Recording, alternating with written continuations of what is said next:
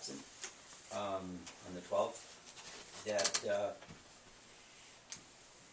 we begin to think a little bit about how we might save as much money as we possibly can going into the 2012 budget.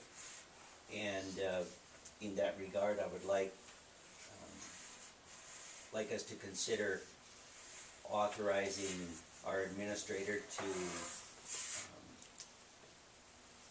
limit as much as possible the expenditure of overtime hours that is in the 2011 budget already, but anything that we can save from this budget year will definitely help us in the next budget year, and allow us maybe a little bit more flexibility to retain some of the things that we know we really need to do, and at the same time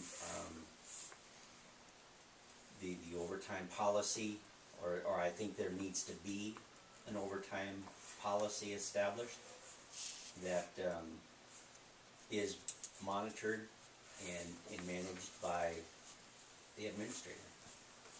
So I would like us to consider that and discuss it a little bit to see where everybody feels, because I missed that the full budget discussion, but I see this as an opportunity for us to start getting a leg up on 2012, which might be more challenging than what we think. Any comment from the council? You have any thoughts, Steve? No, Your Honor. Do we have any, is there a set overtime policy? In the contract with the employees, it speaks about supervisors have the ability to authorize overtime. If you're looking, as I understand it, you would like to, I'm not sure if we can amend that because it's in the contract. What we do is probably make a statement to those who control those departments and make sure they understand the intent of the council to limit overtime to extraordinary events. I think we still need to have it at the supervisory level because, and then they need to be held accountable for the decisions that they make, which I'll review with them after the fact. But usually, if overtime is needed, it's sort of a timely manner. It's not something that you know about in advance that you need it. There's a water main break, for instance. We may get into an overtime situation if they're up all night fixing water and then have to do some critical work the next morning. We'll do our best to balance that out. There is a line item in the budget for overtime for each department.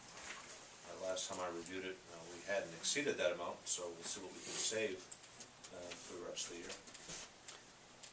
And I think, maybe I misunderstood what you're saying, Vern, but I think what you're saying, we're not questioning that they're abusing it. Correct. It's just something to bring forward again, just to keep an eye on it. As a cost savings.